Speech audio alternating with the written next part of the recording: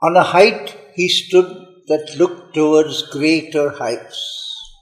Our early approaches to the infinite are sunrise splendors on a marvelous verge, while lingers yet unseen the glorious sun.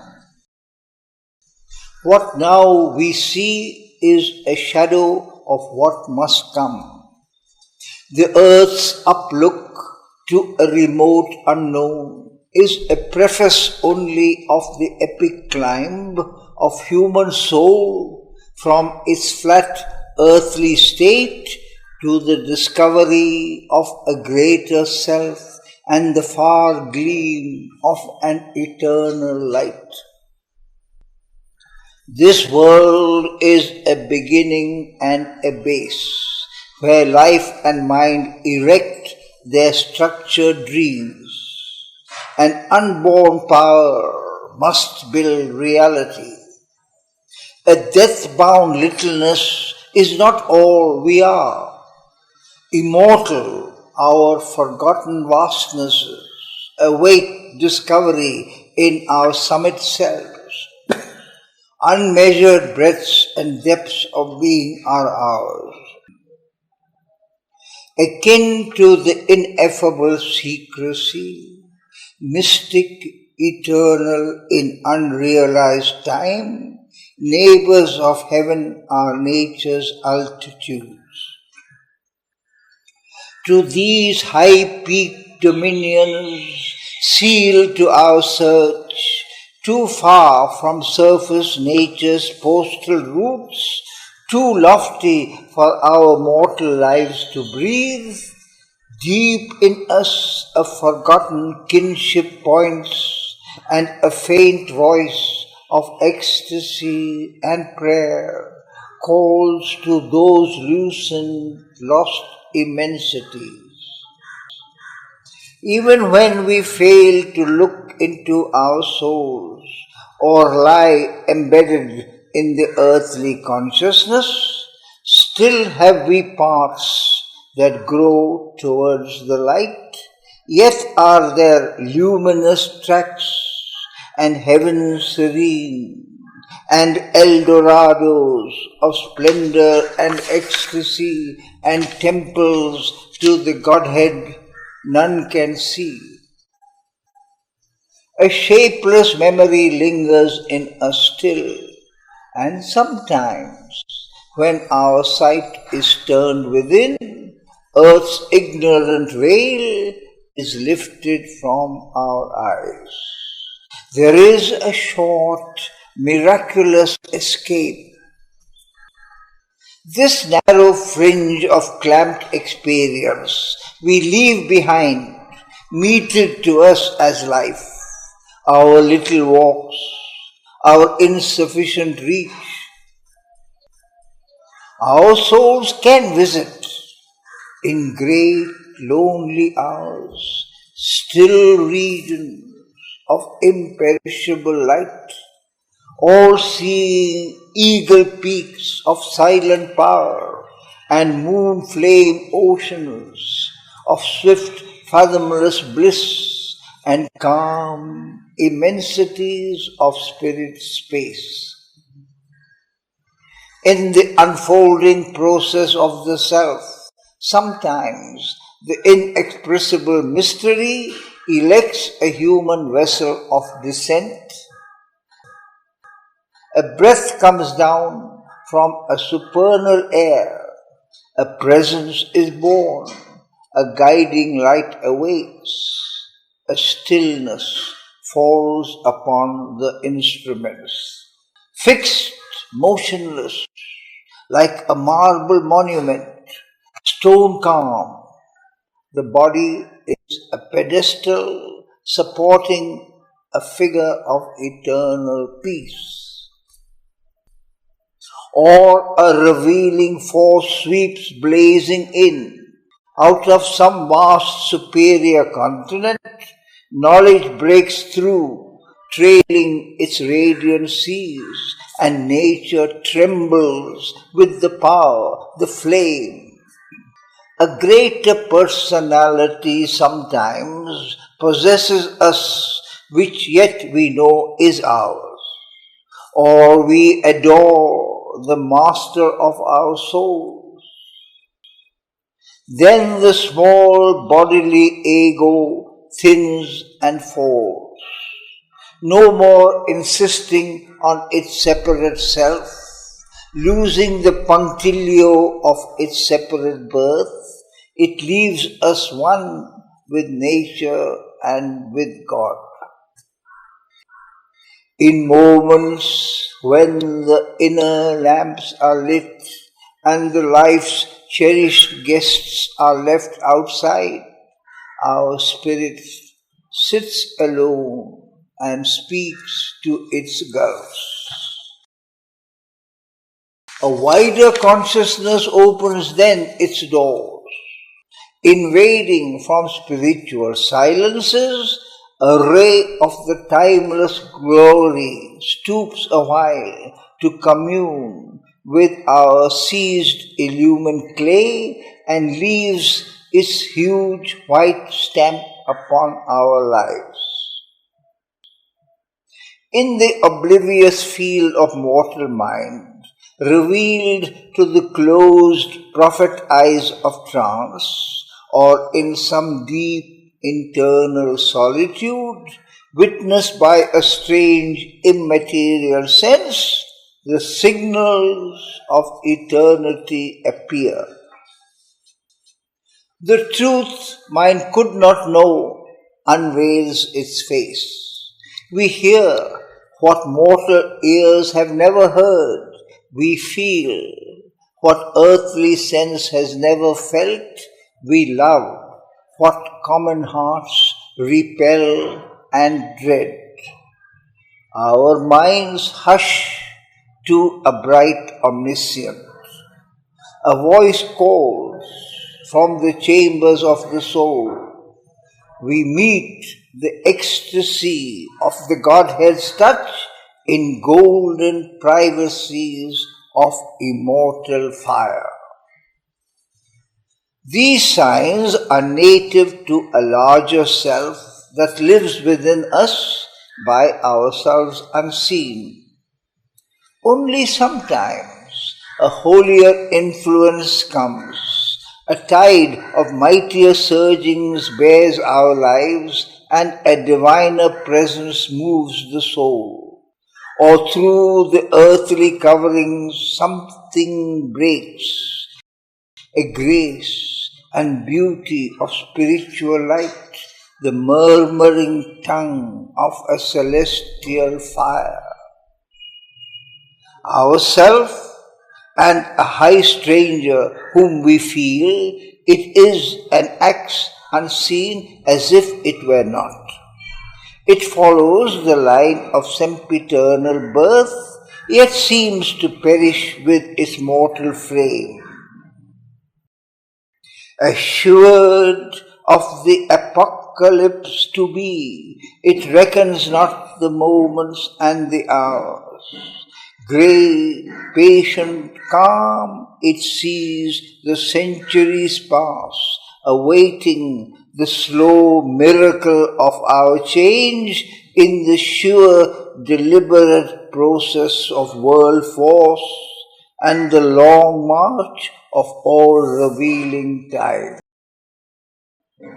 It is the origin and the master clue, a silence overhead, an inner voice, a living image seated in the heart, an unwalled wideness and a fathomless point, the truth of all these cryptic shows in space, the real towards which our strivings move, the secret, grandiose meaning of our lives.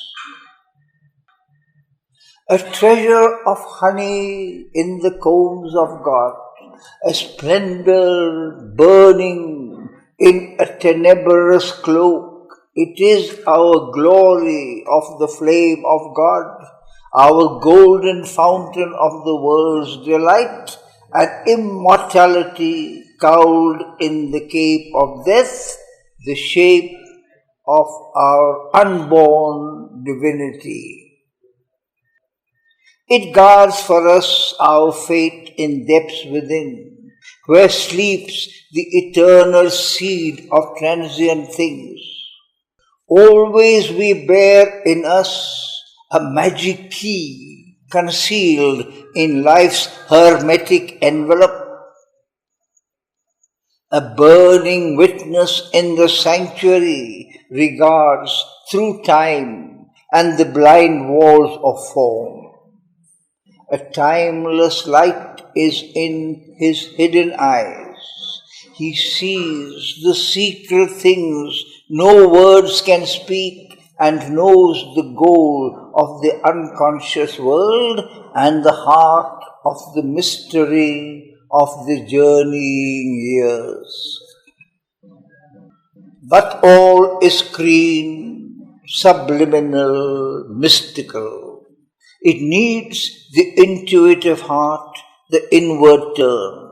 It needs the power of a spiritual gaze. Else to our waking mind's small moment look, a goalless voyage seems our dubious course.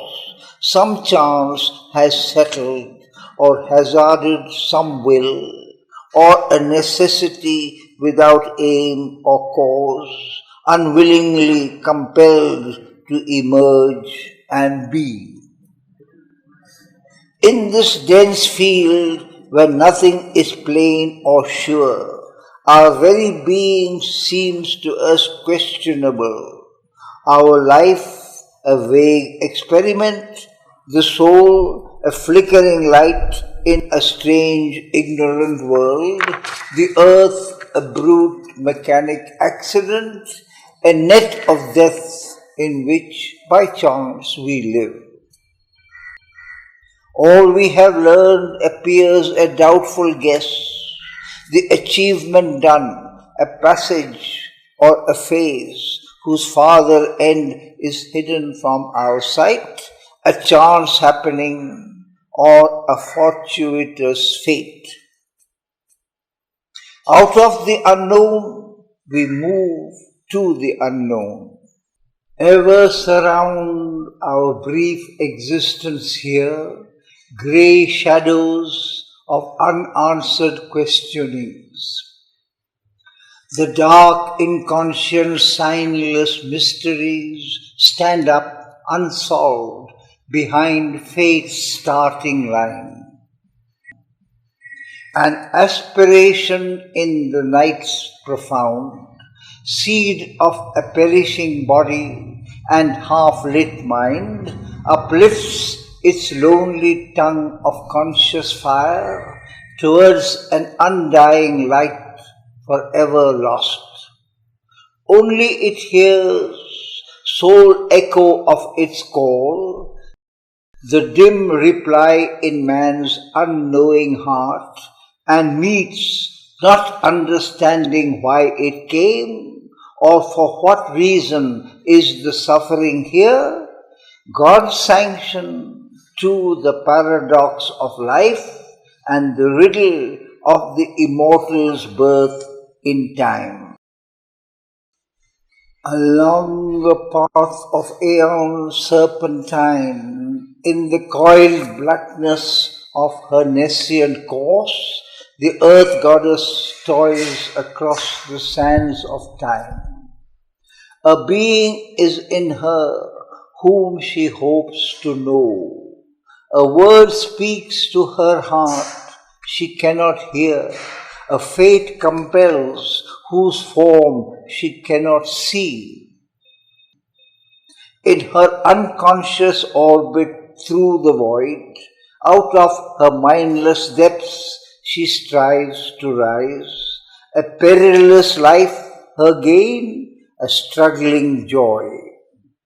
A thought that can conceive but hardly knows arises slowly in her and creates the idea, the speech that labels more than it lights.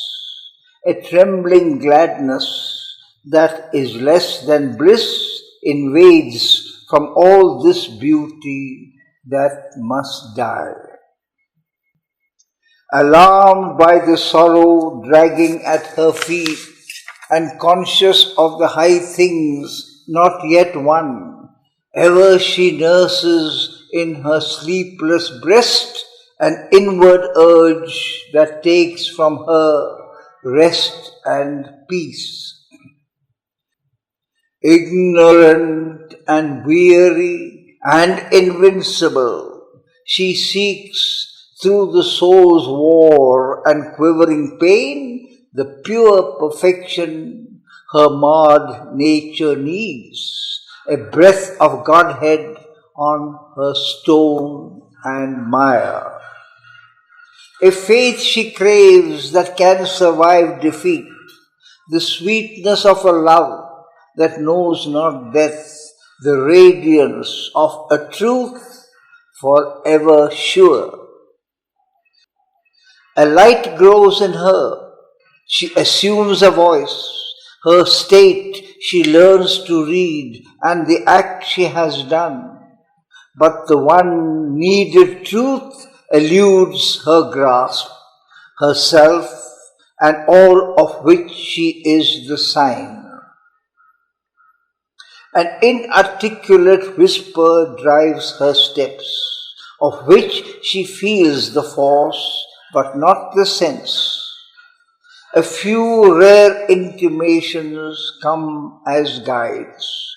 Immense divining flashes cleave her brain, and sometimes in her hours of dream and muse, the truth that she has missed looks out on her as if far off and yet within her soul. A change comes near that flees from her surmise, and ever postponed compels attempt and hope, yet seems too great for mortal hope to dare. A vision meets her of supernal powers that draw her as if mighty kinsmen lost, approaching with estranged, great luminous gaze. Then is she moved to all that she is not, and stretches arms to what was never hers. Outstretching arms to the unconscious void, passionate, she prays to invisible forms of gods, soliciting from dumb fate and toiling time what most she needs, what most exceeds her scope, a mind unvisited by illusion's gleams, a will expressive of soul's deity, a strength not forced to stumble by its speed, a joy that drags not sorrow as its shade. For these she yearns and feels them destined hers. Heaven's privilege she claims as her own right. Just is her claim, the all-witnessing gods approve, clear in a greater light than reason owns. Our intuitions are its title deeds. Our souls accept what our blind thoughts refuse. Earth's winged chimeras are truth's steeds in heaven, the impossible God's sign of things to be. But few can look beyond the present state or overleap this matted hedge of sense. All that transpires on earth and all beyond are parts of an illimitable plan the one keeps in his heart and knows alone. Our outward happenings have their seed within. And even this random fate that imitates chance, this mass of unintelligible results, are the dumb graph of truths that work unseen. The laws of the unknown create the known. The events that shape the appearance of our lives are a cipher of subliminal quiverings which rarely we surprise or vaguely feel are an outcome of suppressed realities that hardly rise into material day.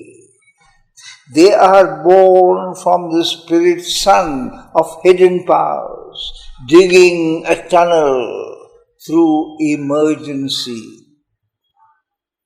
But who shall pierce into the cryptic gulf and learn what deep necessity of the soul, determined casual deed and consequence?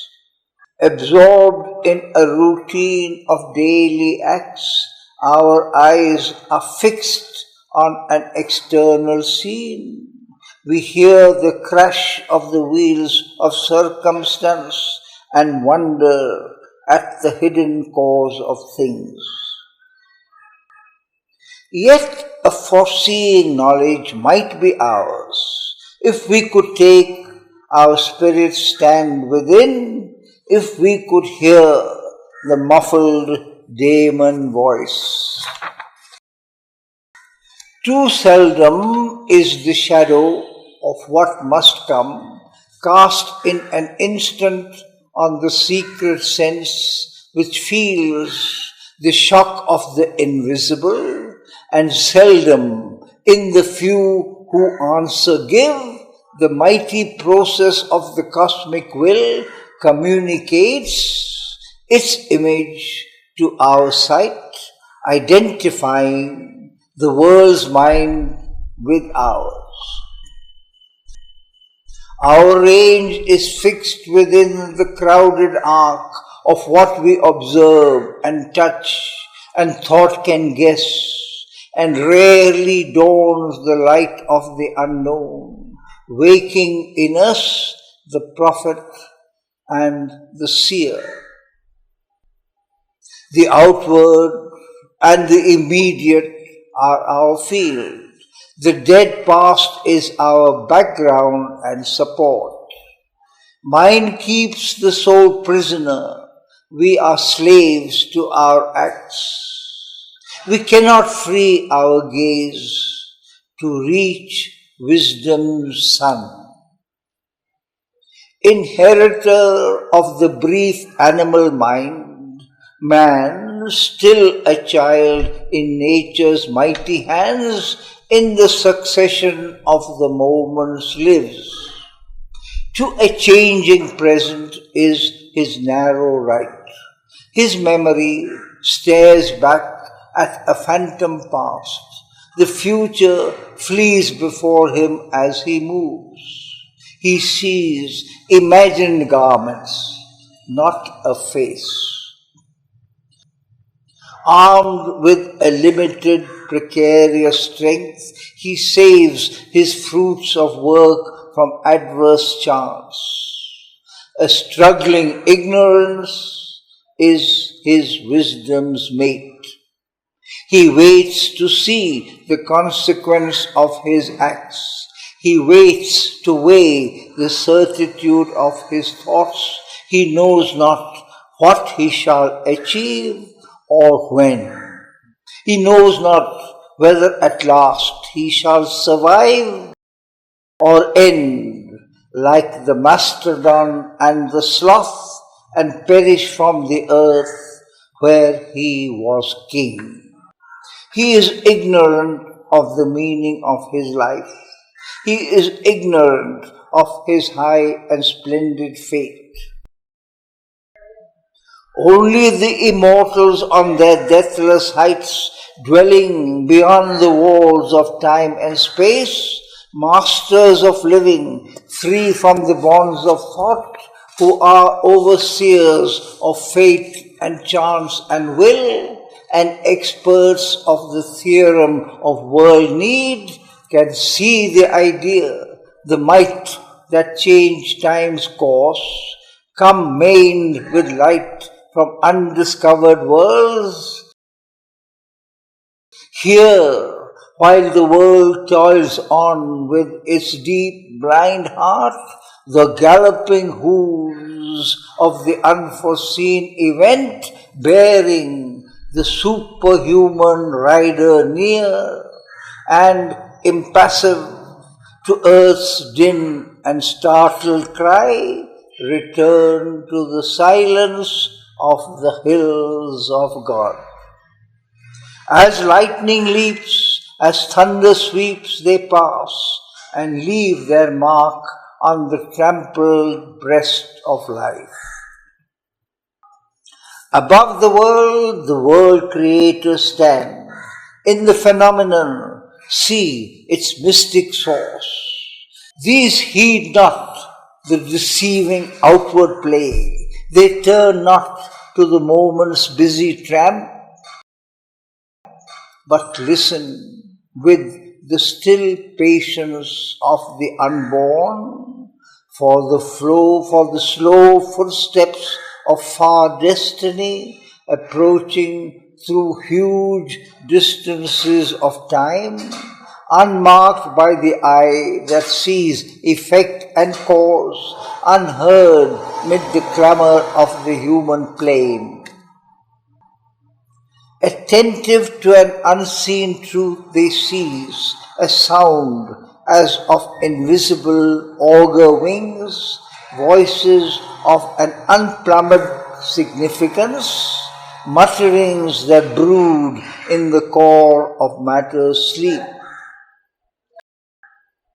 In the heart's profound audition they can catch the murmurs lost by life's uncaring ear, a prophet's speech in thought's omniscient trance.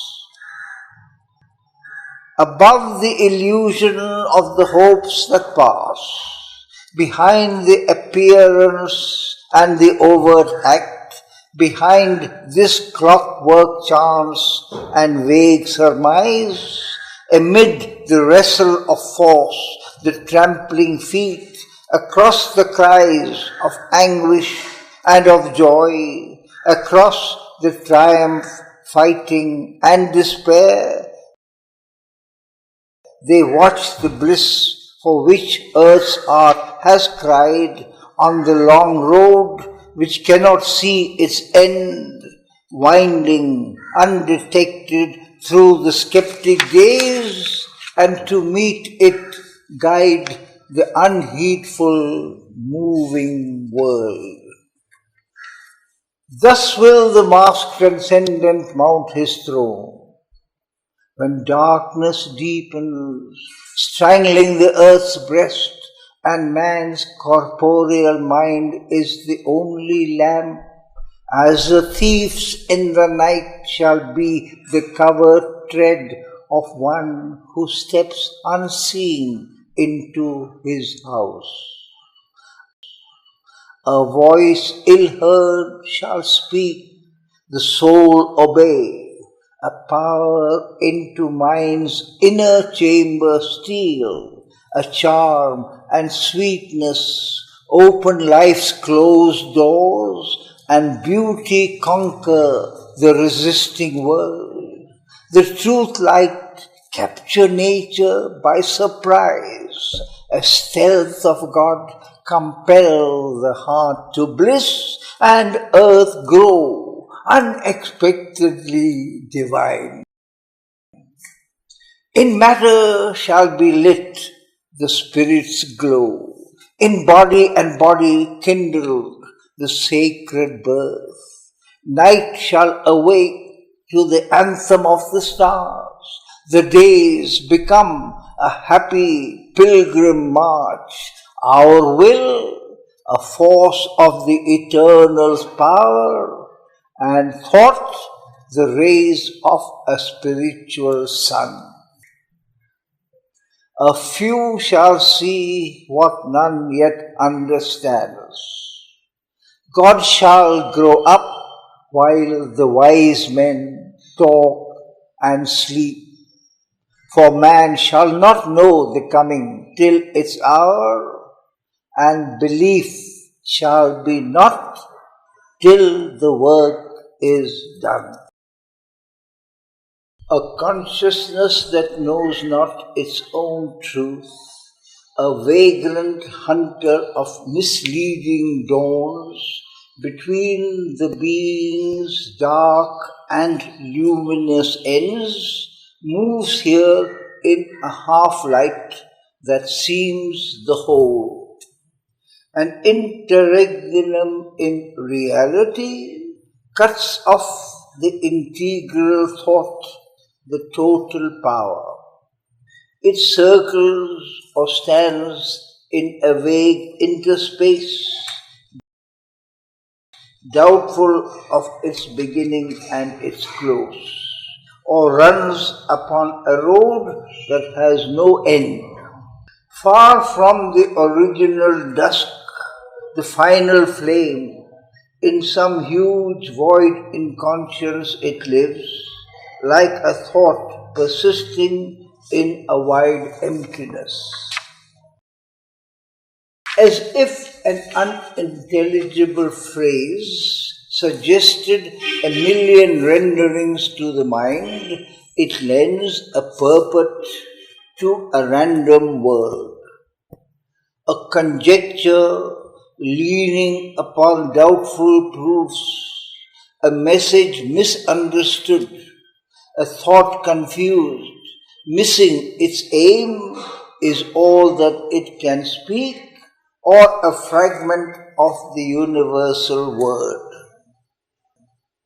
It leaves two giant letters void of sense, while without sanction turns the middle sign, carrying an enigmatic universe, as if a present without future or past, repeating the same revolutions whirl, turned on its axis in its own inane. Thus is the meaning of creation veiled, for without context reads the cosmic page. Its signs stare at us like an unknown script, as if appeared screened by a foreign tongue, or a code of splendor signs without a key, a portion of a parable sublime. It wears to the perishable creature's eyes the grandeur of a useless miracle, wasting itself that it may last a while, a river that can never find its sea. It runs through life and death on an edge of time. A fire in the night is its mighty action's blaze. This is our deepest need, to join once more what now is parted, opposite and twain, remote in sovereign spheres that never meet, or fronting like far poles of night and day. We must fill the immense lacuna we have made, re-wed the closed finite's lonely consonant with the open vowels of infinity.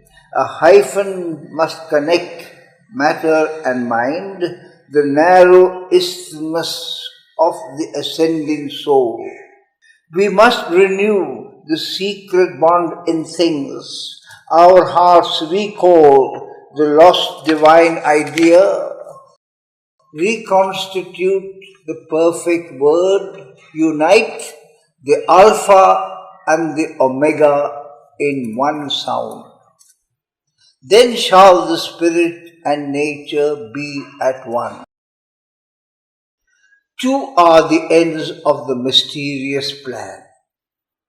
in the wide, signless ether of the self, in the unchanging silence, white and nude, aloof, resplendent like gold dazzling suns, veiled by the ray no mortal eye can bear, the spirit's bare and absolute potencies burn in the solitude of the thoughts of God.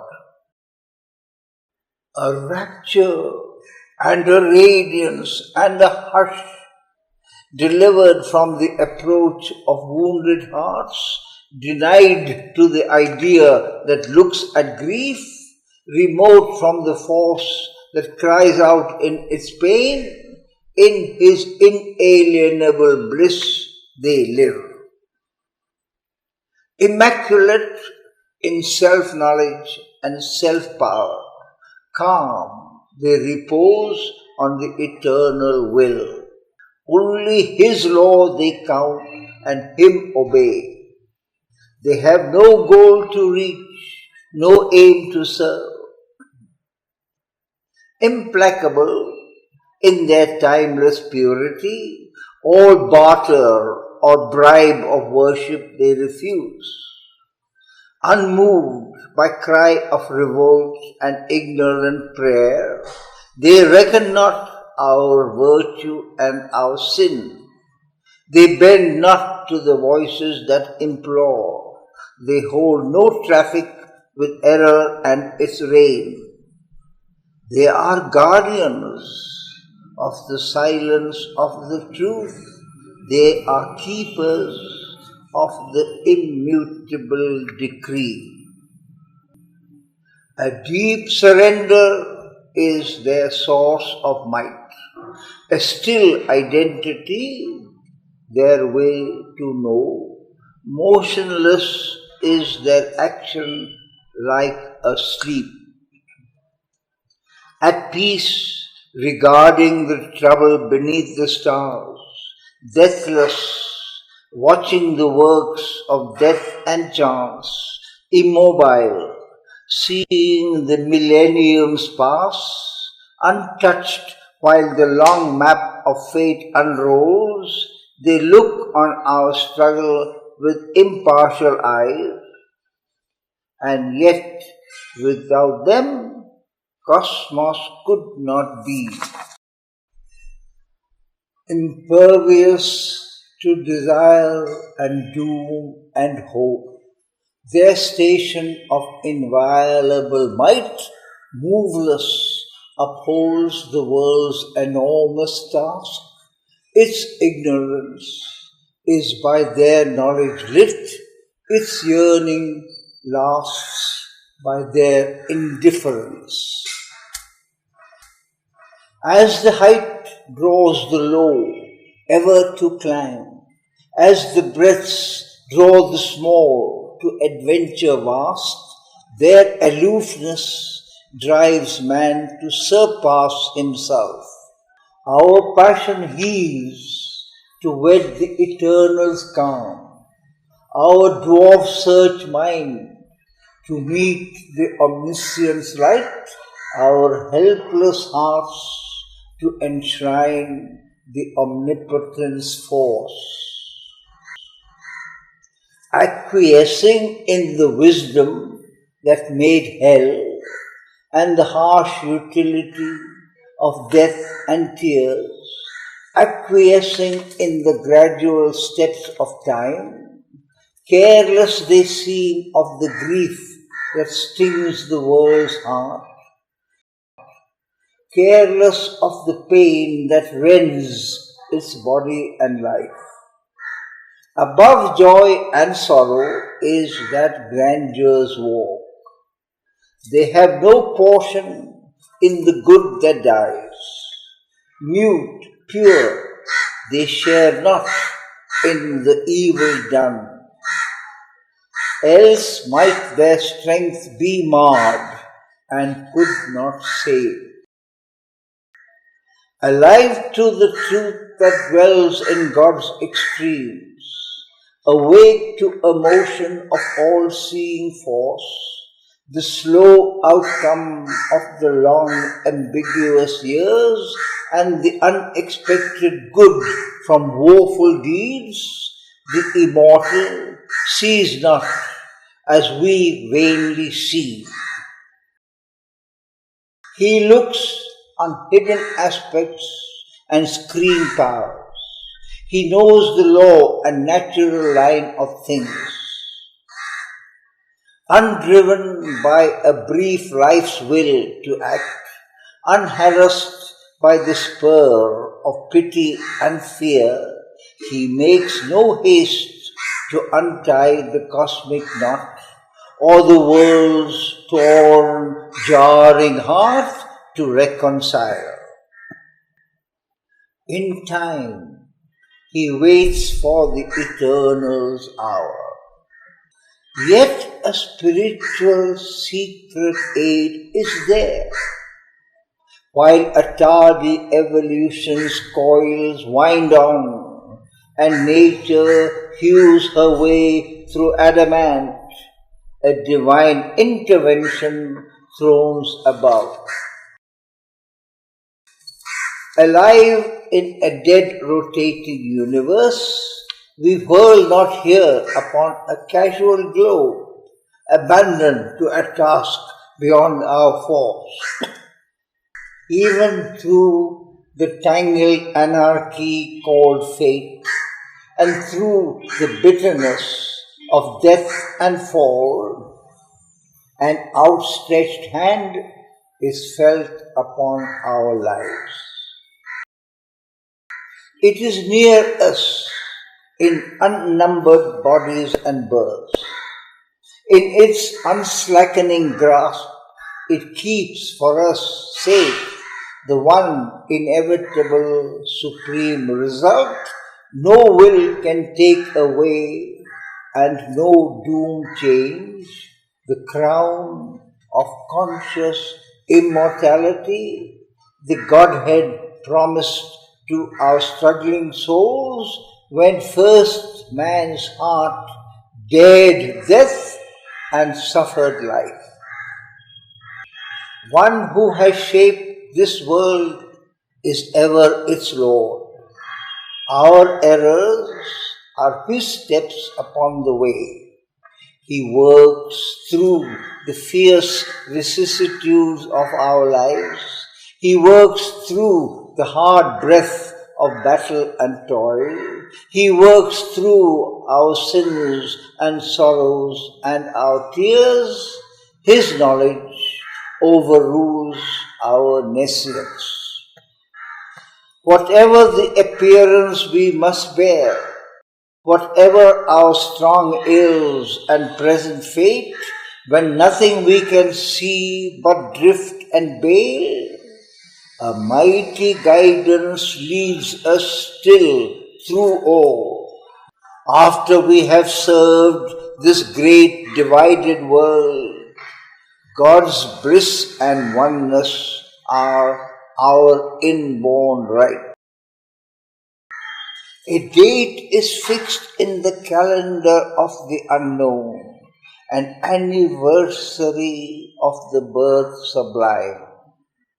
Our soul shall justify its checkered walk. All will come near that now is naught or far. These calm and distant mights shall act at last.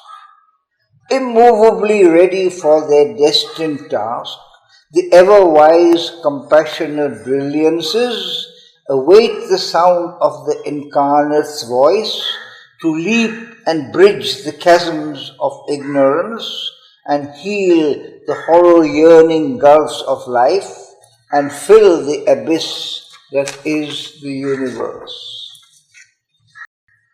Here, meanwhile, at the Spirit's opposite pole, in the mystery of the deeps that God has built for His abode below the thinker's sight, in this compromise of a stark absolute truth with the light that dwells near the dark end of things.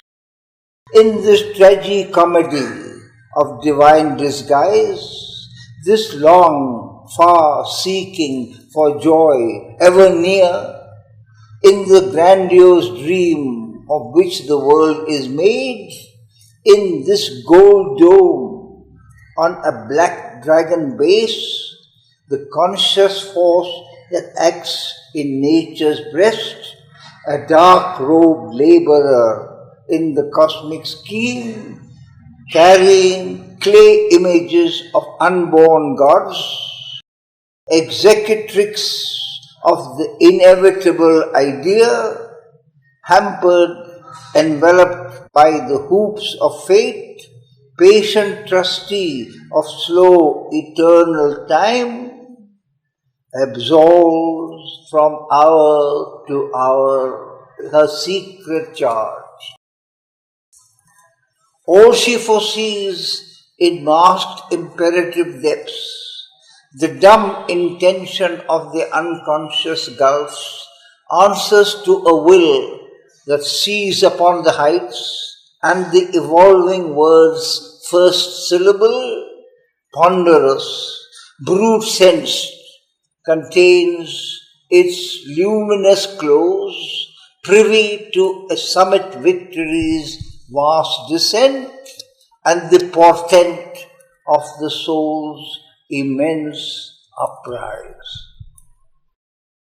All here, where each thing seems its lonely self, are figures of the soul transcendent one. Only by him they are, his breath is their life. An unseen presence molds the oblivious clay.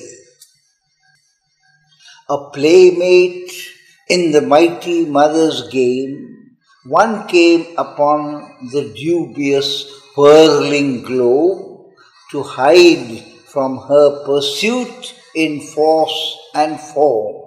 A secret spirit in the inconscient sleep, a shapeless energy, a voiceless word.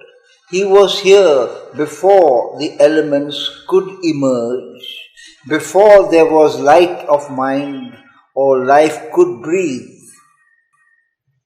Accomplice of her cosmic huge pretense, his semblances he turns to real shapes and makes the symbol equal with the truth.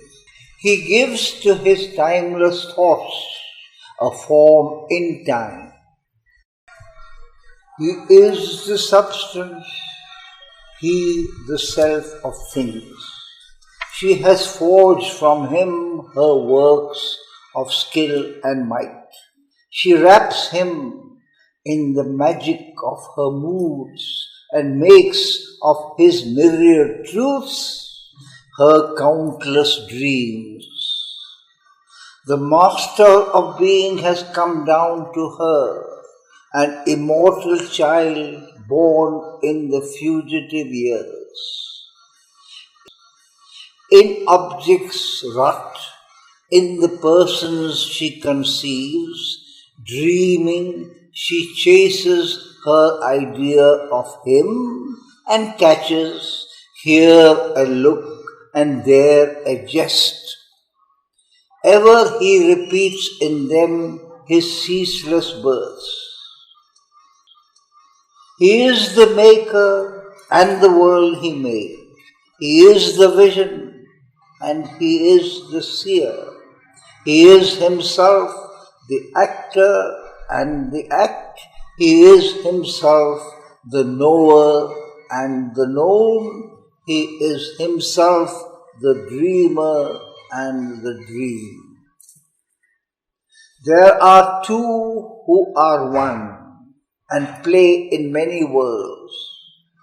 In knowledge and ignorance they have spoken and met, and light and darkness are their eyes interchanged.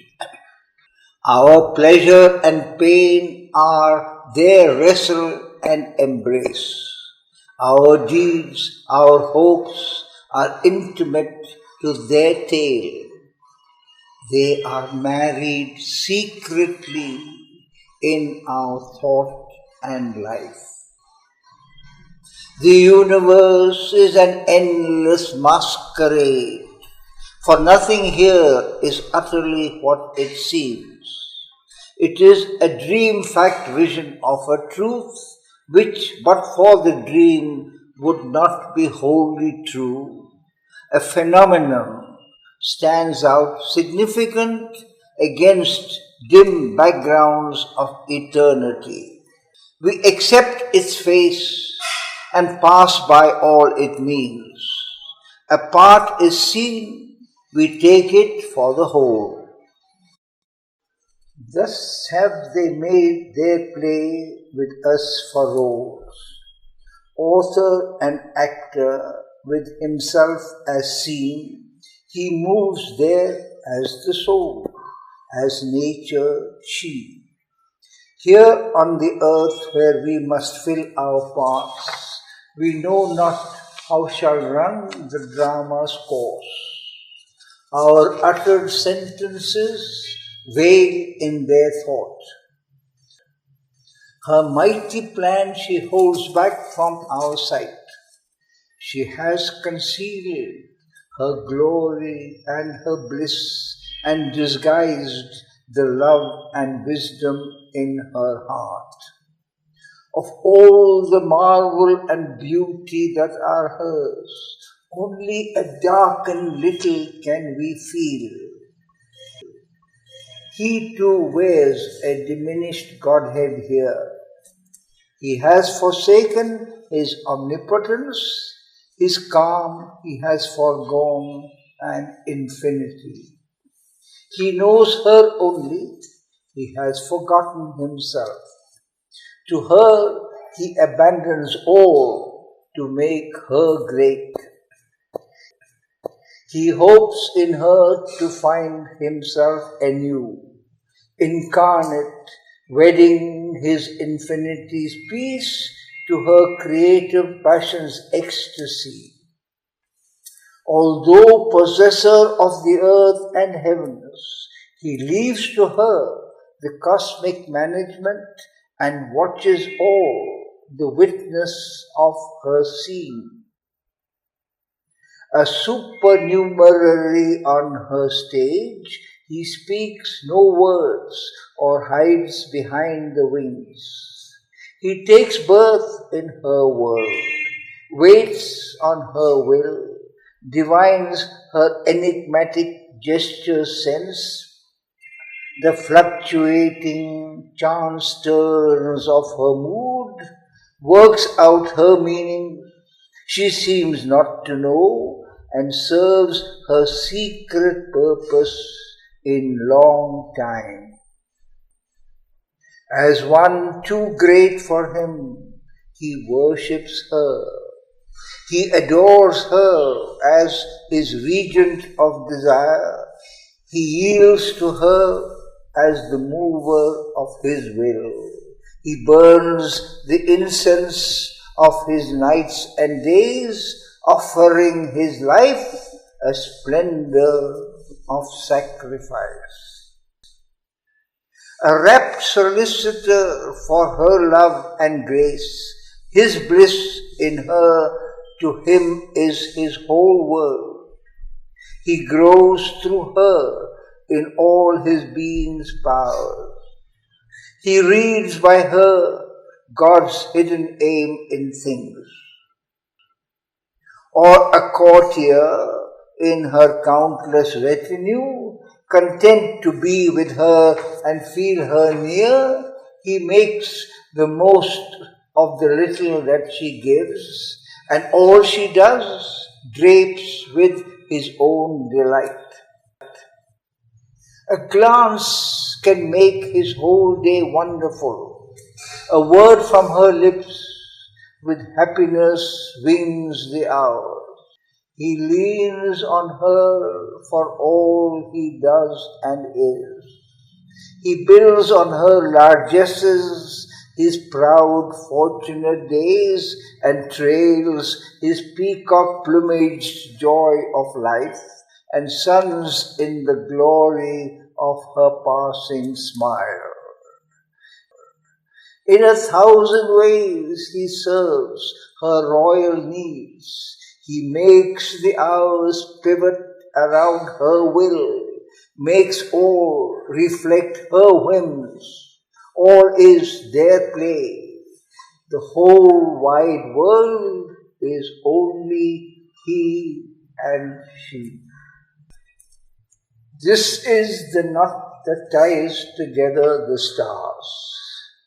The two who are one are the secret of all power. The two who are one are the might and right in things. His soul, silent, supports the world and her. His acts are her commandments' registers. Happy, inert, he lies beneath her feet. His breast he offers for her cosmic dance, of which our lives are the quivering theatre, and none could bear but for his strength within, yet none would leave because of his delight. His works, his thoughts have been devised by her. His being is a mirror vast of hers. Active, inspired by her, he speaks and moves. His deeds obey her heart's unspoken demands. Passive, he bears the impacts of the world as if her touches, shaping his soul and life. His journey through the days is her sun march. He runs upon her roads. Hers is his course. A witness and student of her joy and dole, a partner in her evil and her good, he has consented to her passionate ways. He is driven by her sweet and dreadful force. His sanctioning name initials all her works. His silence is his signature to her deeds.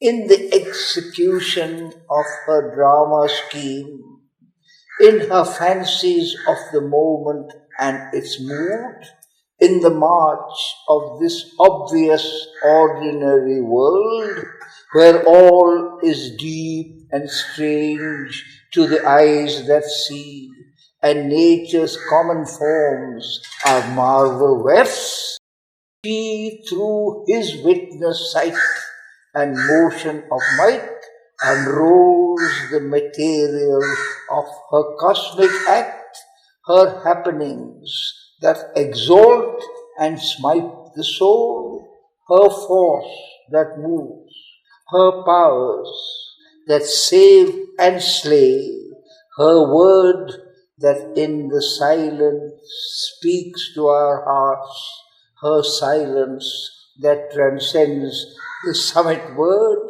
her heights and depths to which our spirit moves, her events that weave the texture of our lives, and all by which we find or lose ourselves, things sweet and bitter, magnificent and mean, things terrible and beautiful and divine.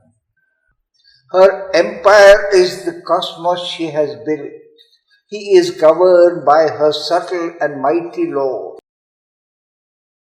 His consciousness is a babe upon her knees, his being a field of her vast experiment, her endless space is the playground of his thoughts. She binds to knowledge of the shapes of time and the creative error of limiting mind and chance that wears the rigid face of fate and her sport of death and pain and nescience, his changed and struggling immortality. His soul is a subtle atom in a mass, his substance a material for her works. His spirit survives amid the death of things. He climbs to eternity through being's gaps. He is carried by her from night to deathless light. This grand surrender is his free will's gift. His pure transcendent force submits to hers.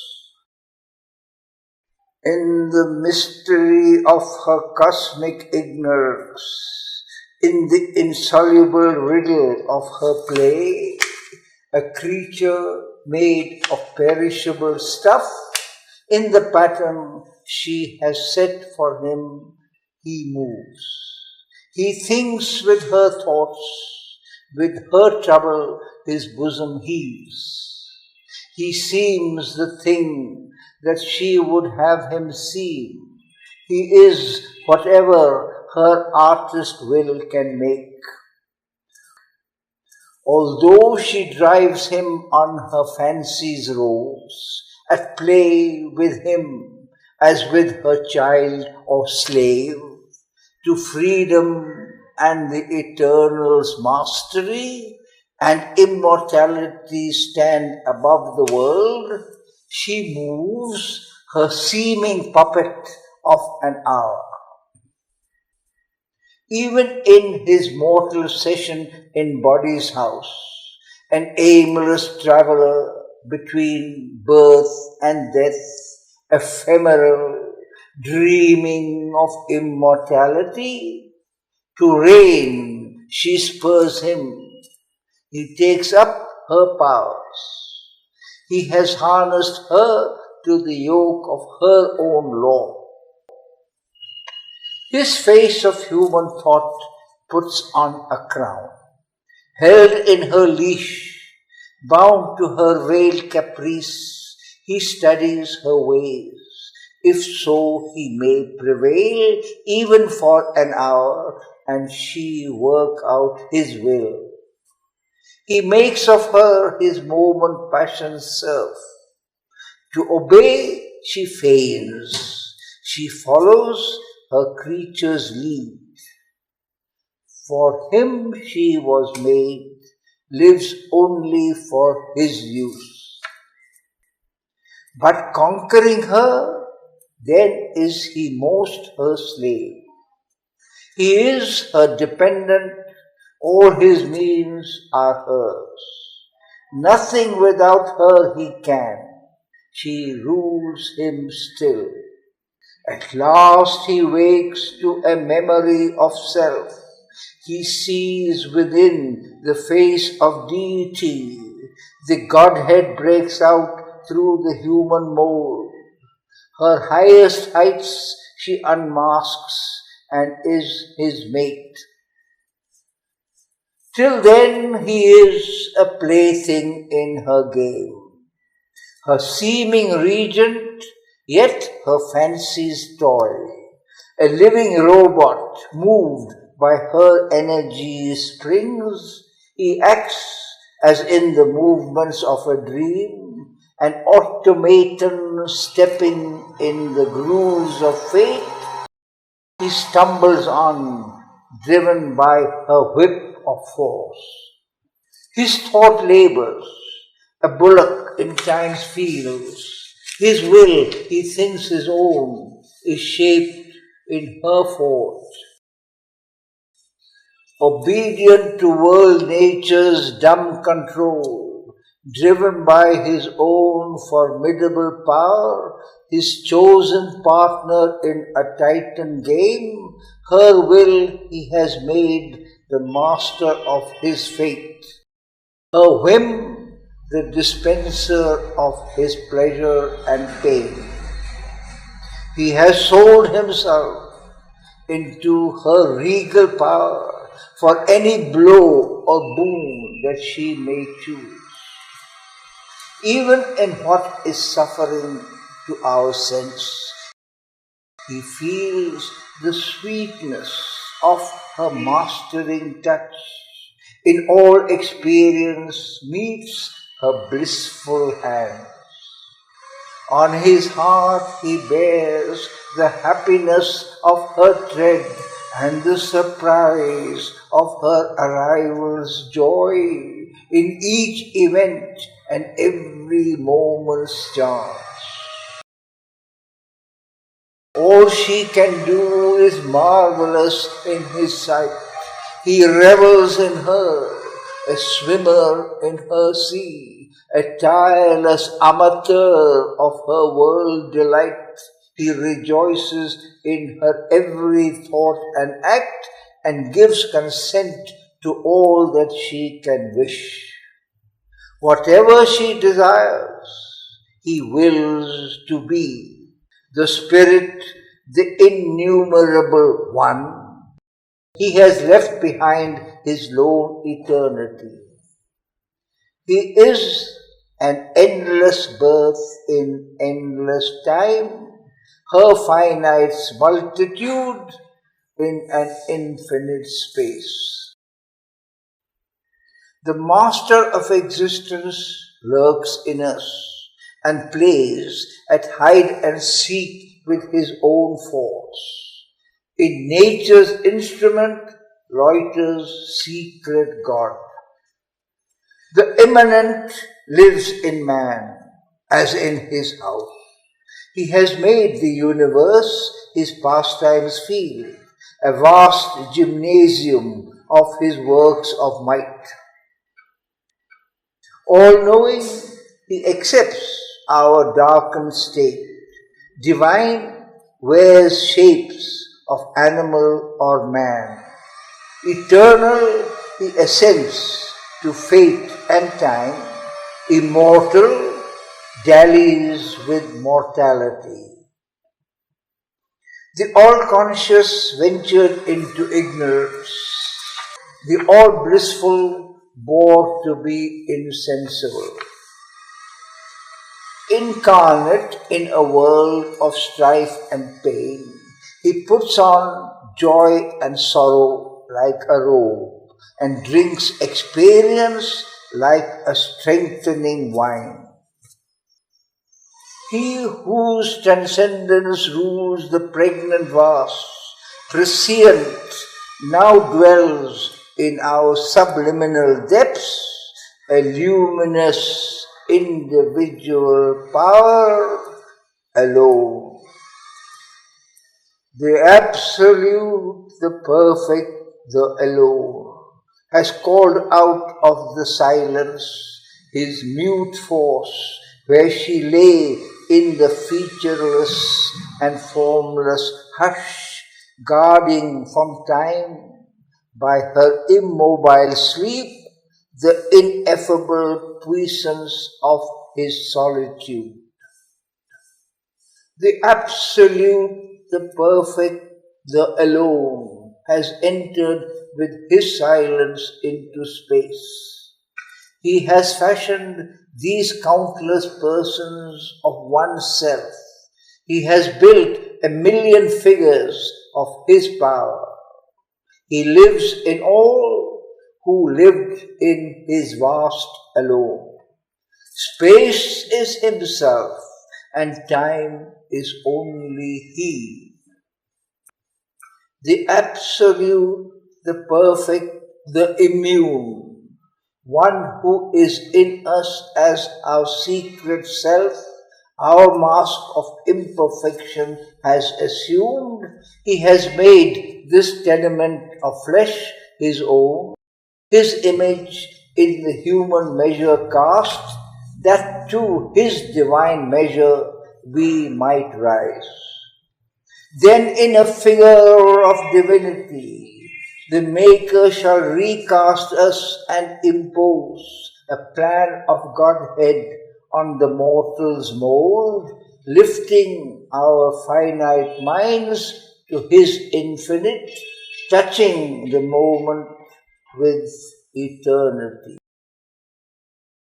This transfiguration is earth's due to heaven. A mutual death binds man to the Supreme. His nature we must put on as he put ours. We are sons of God and must be even as he. His human portion, we must grow divine. Our life is a paradox with God for key. But meanwhile, all is a shadow cast by a dream. And to the musing and immobile spirit, life and himself don the aspect of a myth, the burden of a long, unmeaning tale. For the key is hid and by the inconscient kept. The secret God beneath the threshold dwells. In a body obscuring the immortal spirit, a nameless resident vesting unseen powers, with matter's shapes and motives beyond thought, and the hazard of an unguessed consequence, an omnipotent, indiscernible influence, he sits, unfelt by the form in which he lives, and veils his knowledge by the groping mind. A wanderer in a world his thoughts have made, he turns in a chiaroscuro of error and truth to find a wisdom that on high is his. As one forgetting, he searches for himself. As if he had lost an inner light, he seeks. As a sojourner lingering mid alien scenes, he journeys to a home he knows no more. His own self's truth he seeks. Who is the truth? He is the player who became the play. He is the thinker who became the thought. He is the many who was the silent one. In the symbol figures of the cosmic force, in her living and inanimate signs, and in her complex tracery of events, he explores the ceaseless miracle of himself, till the thousandfold enigma has been solved in the single light of an all-witnessing soul. This was his compact with his mighty mate, for love of her and joined to her forever, to follow the course of time's eternity, amid magic dramas of her sudden moods and the surprises of her masked idea and the vicissitudes of her vast caprice. Two seem his goals, yet ever are they one, and gaze at each other over boundless time. Spirit and matter are their end and source. A seeker of hidden meanings in life's forms, of the great mother's wide uncharted will, and the rude enigma of her terrestrial ways, he is the explorer and the mariner on a secret inner ocean without war. He is the adventurer and cosmologist of a magic earth's obscure geography. In her material order's fixed design, where all seems sure, and even when changed, the same, even though the end is left forever unknown, and ever unstable is life's shifting flow, His paths are found for him by silent faith. As stations in the age's weltering flood, firm lands appear that tempt and stay a while, then new horizons lure the mind's advance. There comes no close to the finite's boundlessness. There is no last certitude in which thought can pause, and no terminus to the soul's experience.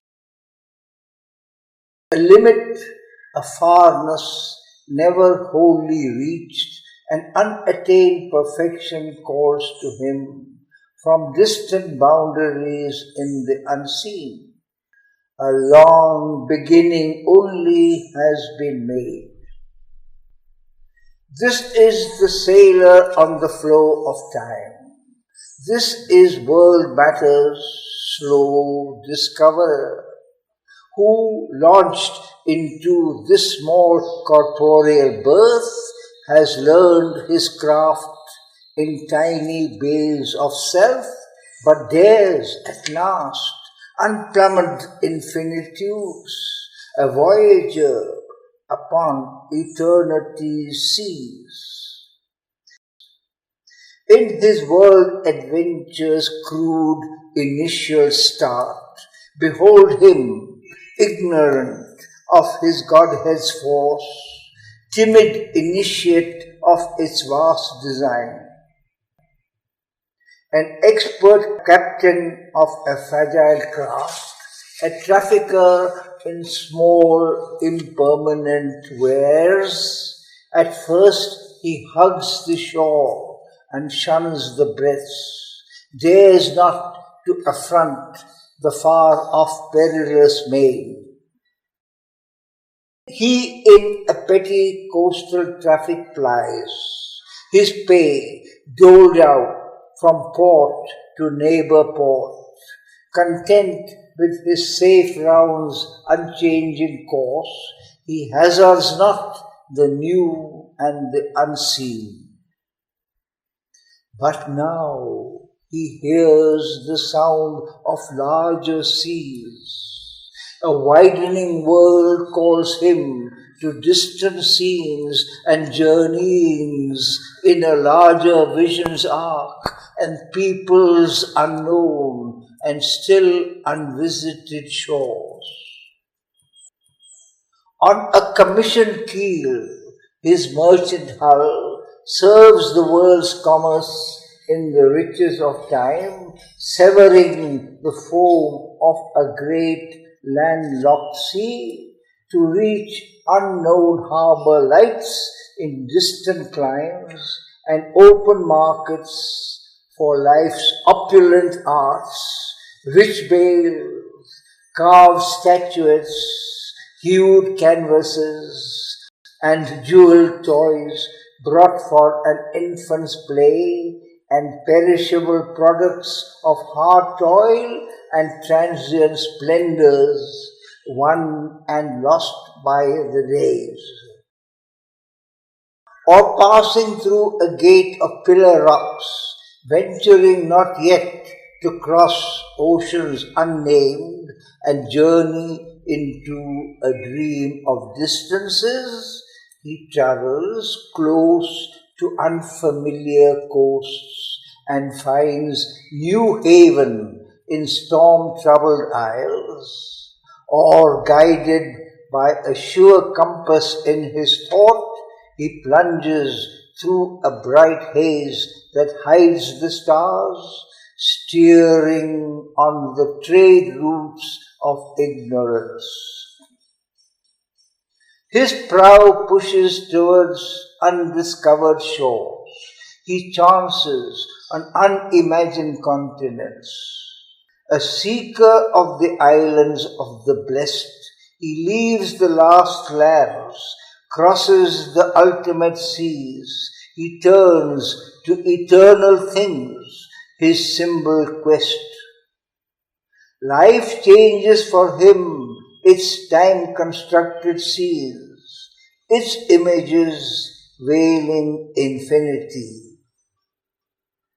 Earth's borders recede, and the terrestrial air hangs round him no longer its translucent veil.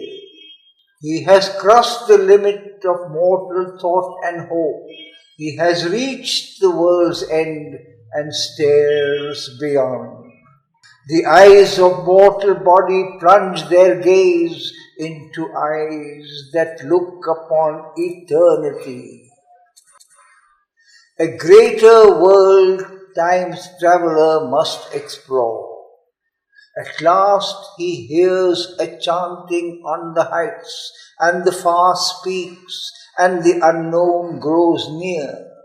He crosses the boundaries of the unseen and passes over the edge of mortal sight to a new vision of himself and things. He is a spirit in an unfinished world that knows him not and cannot know itself. The surface symbol of his goalless quest takes deeper meanings to his inner view. His is a search of darkness for the light, of mortal life for immortality. In the vessel of an earthly embodiment, over the narrow rails of limiting sense, he looks out on the magic waves of time, where mind, like a moon, illumines the world's dark. There is lived, ever retreating from the eyes, as if in a tenuous, misty, dream-like drawn, the outline of a dim, mysterious shore. A sailor on the inconscious, fathomless sea, he voyages through a starry world of thought on matter's deck to a spiritual sun. Across the noise and multitudinous cry, across the rapt, unknowable silences, through a strange mid-world under supernal skies, beyond Earth's longitudes and latitudes, his goal is fixed outside all present maps.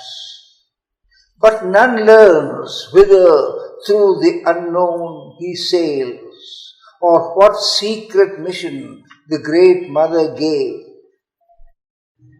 In the hidden strength of her omnipotent will, driven by her breath across life's tossing deep, through the thunder's roar and through the windless hush, through fog and mist where nothing more is seen, he carries her sealed orders in his breast.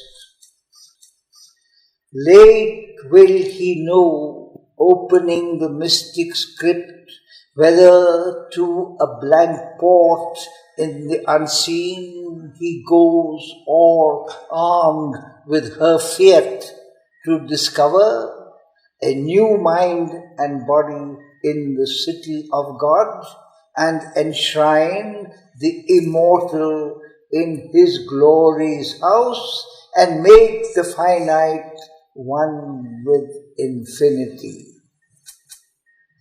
Across the salt waste of the endless years, her ocean winds impel his errant boat, the cosmic waters splashing as he goes, a rumor around him and danger and a call.